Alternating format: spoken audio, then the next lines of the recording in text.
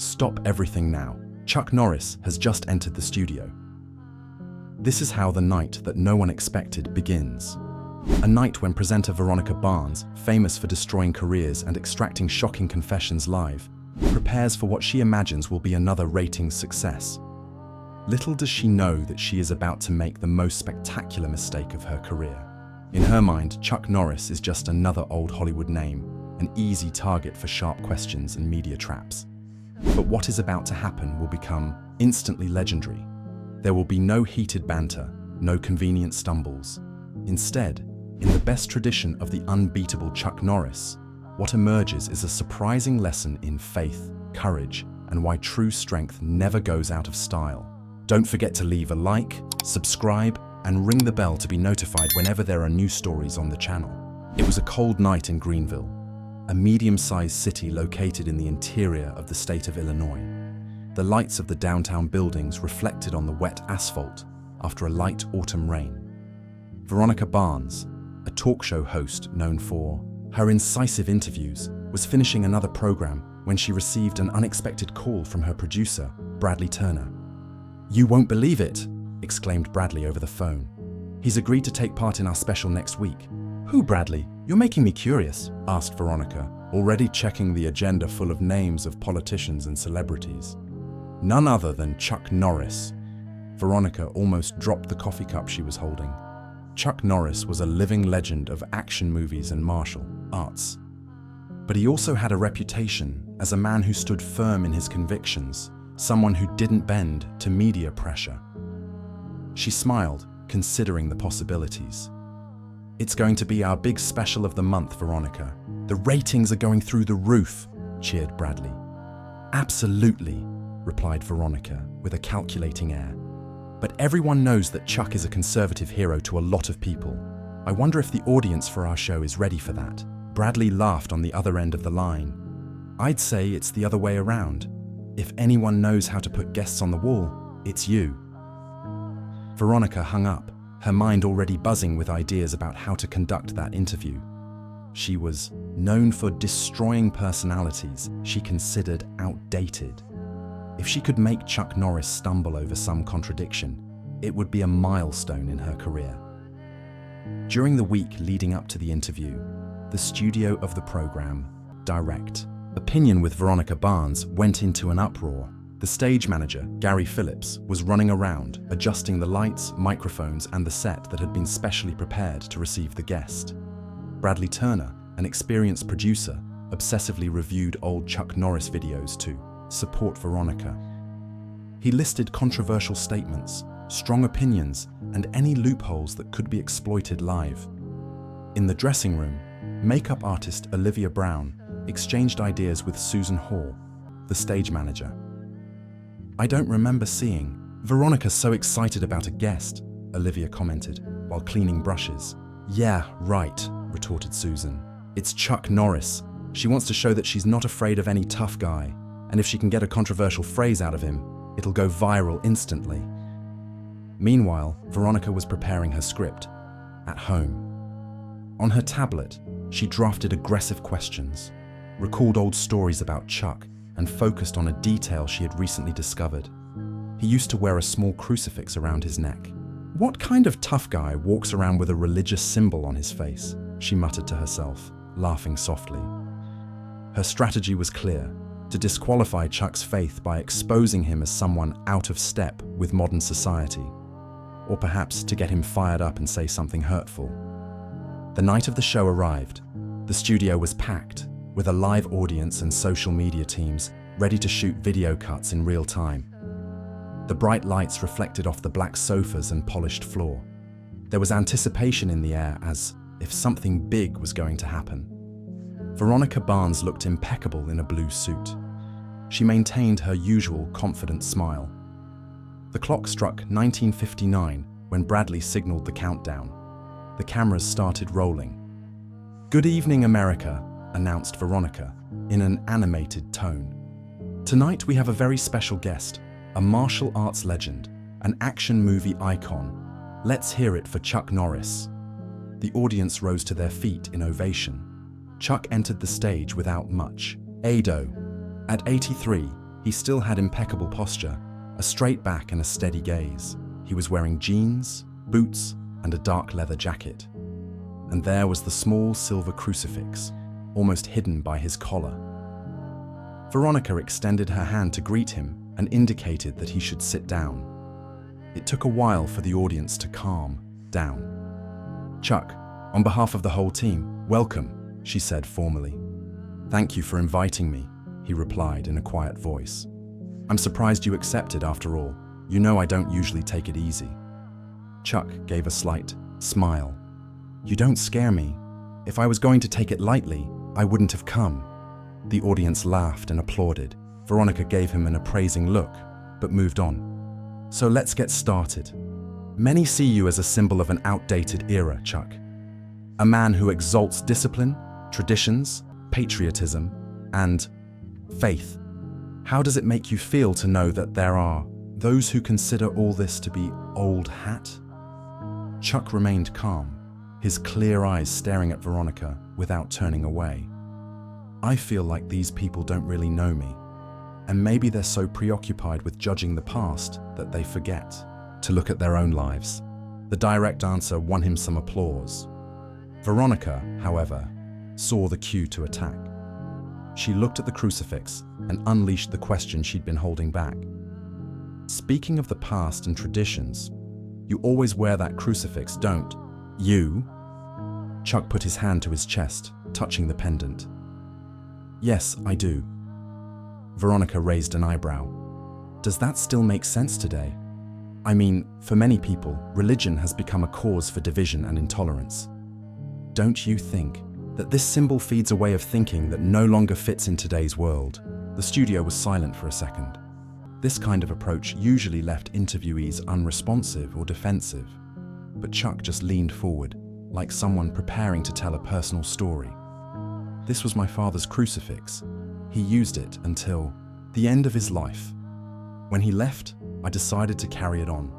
Not to show anyone, but to remind me of who I am and where I came from."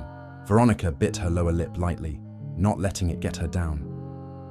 "With all due respect, Chuck, but don't you feel that living in bondage to these symbols can prevent you from evolving?" The audience reacted with a murmur of surprise. Chuck didn't lose his composure. "Evolving doesn't mean losing your roots. It means understanding that faith is part of what makes me human. I don't wear that crucifix to impose anything on anyone. I use it to honor the memory of those who taught me values that I still carry with me today." Veronica realized that the audience was on his side. She needed to increase the pressure. With a signal to the production, she asked them to show a video on the big screen. Images appeared of Chuck in old interviews, where he talked about controversial topics such as strict discipline and harsh punishments for criminals. "You've been accused of lacking empathy, of advocating harsh solutions to social problems. How do you respond to that criticism today?" Chuck calmly watched the video, then he sniffled and spoke. "I've always believed in the force of law. If someone commits a serious crime, they should be held accountable. But I've learned over time that empathy is essential for true justice. Without empathy, you only multiply hatred." "I see," said Veronica, looking thoughtful. "So you admit you've changed your mind?" Chuck paused for a second, staring at her. "I haven't changed my mind about the value of justice. I've changed the way I look at people. There was a time when I saw everything in black and white. Today, I understand that everyone has a story, and many of those stories are sad. No one recovers from a mistake without acceptance." She tried once again to undermine his speech. "Welcoming. And this mentality of yours comes from religion?" Chuck just shrugged. "Part of it comes from my faith, yes. Part of it comes from living, getting older, and realizing that other people's pain hurts me too if I pay attention."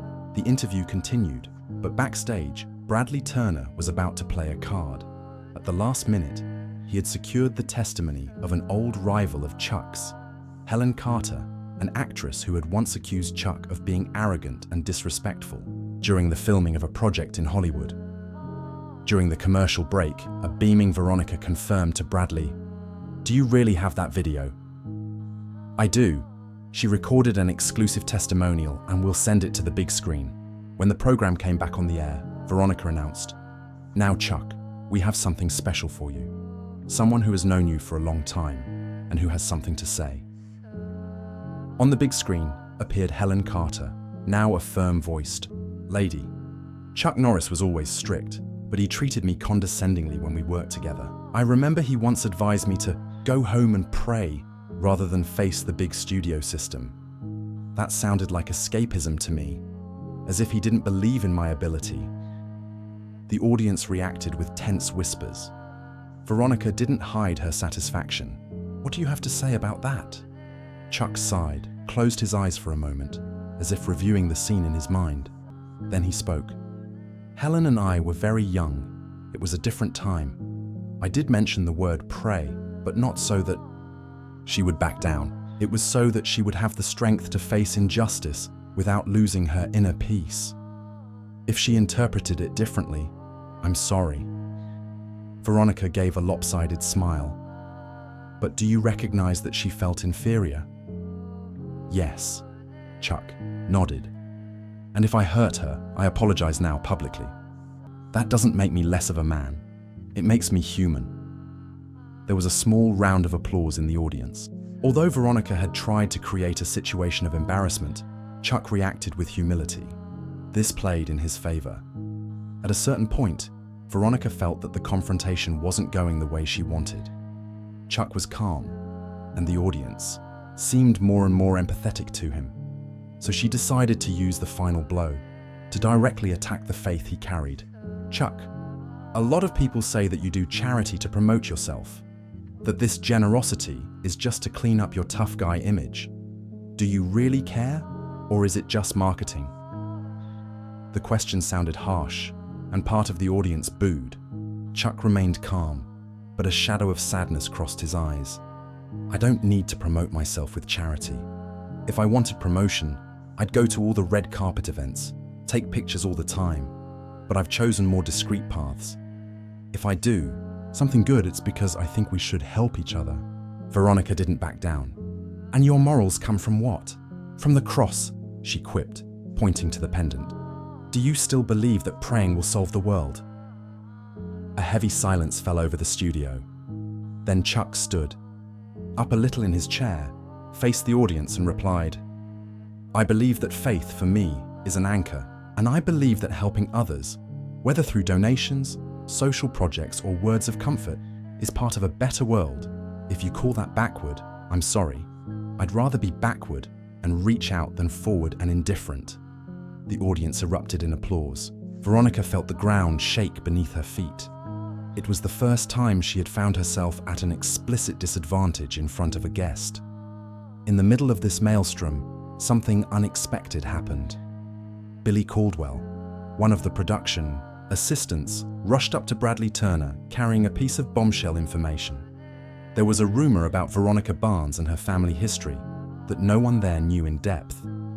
She had allegedly been raised in an orphanage and suffered from a lack of structure. The comment said that at a certain stage in her life, Veronica was helped by a religious institution.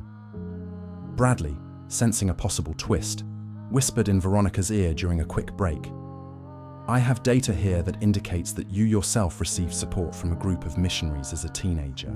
Is that true?" Veronica went pale. This was a piece of her past that she had always kept hidden so as not to appear vulnerable. However, Bradley had the information and thought it would be interesting to reveal it live, perhaps generating more drama for the show. When the break ended, Veronica took a deep breath, planning how to regain control. But Chuck, who was much more observant than he seemed, noticed something different about her countenance and asked, "Veronica, are you all right?" She looked away.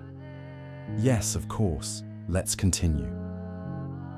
Veronica tried to pick up the thread of the interview, but the atmosphere in the studio was already heavy.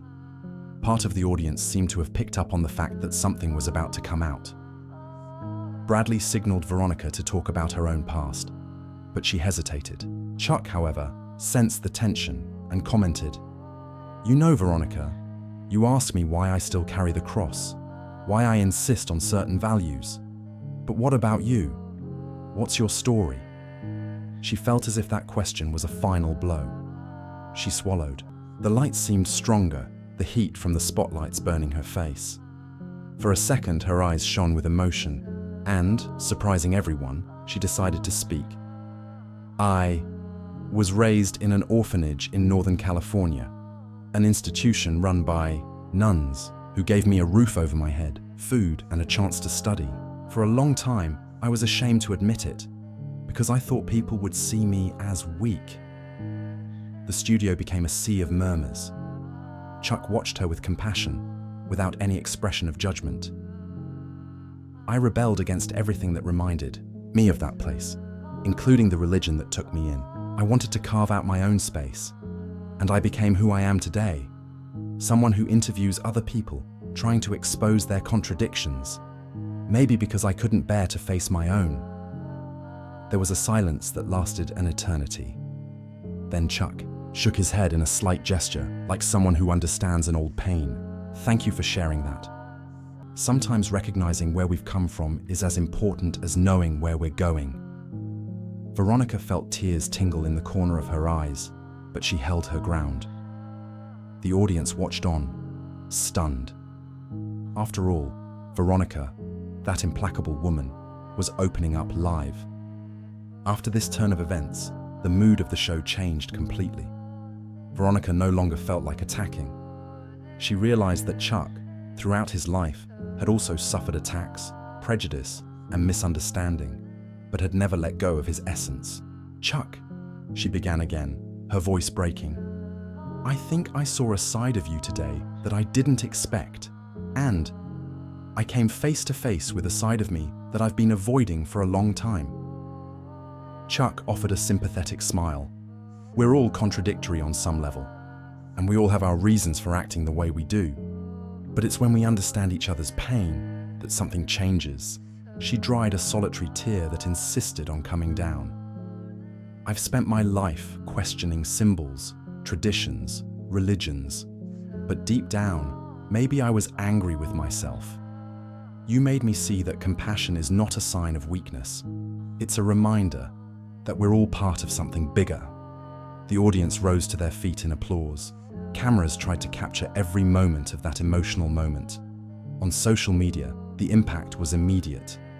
Instead of seeing Chuck being destroyed by Veronica, people were witnessing an unexpected reconciliation of two worldviews. Over the next few days, clips of the interview spread across social media. Comments multiplied. Veronica Barnes acknowledging her past, "I never imagined it." Chuck Norris showing that, even at 83, he knows how to be humble and empathetic. What a lesson! Mutual respect should be the real goal of any debate. Meanwhile, in the studio, Veronica stared at Bradley Turner. "I feel like I failed in my initial proposal. I wanted to put you against the wall, but something more important happened. I rediscovered myself." "I don't think you failed, Veronica. I think you finally showed humanity. Maybe the public will like you more now." She thought for a moment and agreed. For the first time, she realized that she didn't have to be ruthless at all costs. Few weeks later, Helen Carter, the actress who had accused Chuck of arrogance, sent a video to the show in which she said, "I couldn't imagine that he really cared. Knowing that Chuck has apologized and acknowledged what happened has made me review my own attitudes. I went a little overboard in the way I told that story. I hope that one day we can talk in person." It was a moment of general catharsis. When Chuck heard about the video, he commented in a statement, "I'm open to meeting her again. I think we're all constantly changing." The audience cheered. The interview that seemed destined to create hostility had ended up transforming relationships and inspiring people to reflect on their own pasts. One afternoon, Veronica heard that Chuck was visiting a children's hospital in nearby Springfield. She decided to go there, this time without cameras or spotlights. She found him sitting next to a 9-year-old girl who was battling a rare disease. Chuck was holding the little girl's hand, and she was smiling, overjoyed to meet her idol. Veronica waited for the conversation to end and approached. Chuck stood up, surprised. "Veronica, what are you doing here?" I came to learn a bit more about what you do, off screen. He gave a smile at the corner of his mouth. Nothing much. I just try to bring joy to those who need it. These little ones deserve to know they're not alone. She looked around. Children were smiling and asking for autographs, and Chuck was patiently attending to everyone. Then Veronica got emotional again. I feel a bit strange here. I always wanted to prove that I was stronger than anything. But every child I see, suffering so much and still smiling, I realize how blind I was. Chuck put his hand on her shoulder. Life is hard for everyone, one way or another. But if you can ease someone's pain, why not do it? On leaving the hospital, Veronica offered to give Chuck a lift to the hotel where he was staying. On the way, they talked about life, fears, and how each person chooses to face their ghosts. You know, Chuck, I never thought I'd end up learning so much from someone I thought was stuck in the past. And I never imagined I'd see so much strength in someone who presented TV shows with that tough guy look. He joked, smiling. She laughed. Yeah. Deep down, I was just protecting the scared little girl I once was. Later, as they strolled through the bright streets of Springfield, Chuck commented, "We don't have to deny our pain or our stories in order to grow. We do need to use them to find empathy and respect. That's when compassion becomes a powerful weapon against indifference." Veronica reflected on his words. She felt that that night marked a definitive chapter in her career. A chapter in which she had learned that not everyone who carries symbols of faith is a fanatic, and that some ancient values, such as honor and solidarity, never go out of style. A few months later, Veronica Barnes shot a special editorial on her show. No guests, just her in front of the cameras. Today, I want to talk about what I learned from the interview with Chuck Norris and all the events that followed. I realized that our prejudices often hide our own pain. We dismiss what we don't understand, and we mock what reminds us of fragility. But in an age when so much is said about evolution and modernity, I discovered that some essential values persist and are still as relevant as ever: empathy, respect, compassion. The interview with Chuck Norris was the kickstart for me to revisit my past and understand that faith, for him, is not an excuse to feel superior, but a daily reminder of who he is. Perhaps we don't share the same religion, or even any religion at all, but the fact is, if we can find in something, be it a symbol, a memory, or a principle, a reason to be better, why deny it to others? Growing up doesn't mean destroying everything that came before. It means learning from experience and making room for light, whatever its color or shape.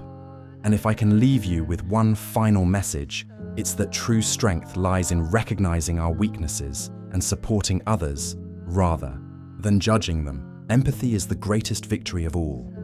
At the end, the camera zoomed in on Veronica, who let out a sincere smile.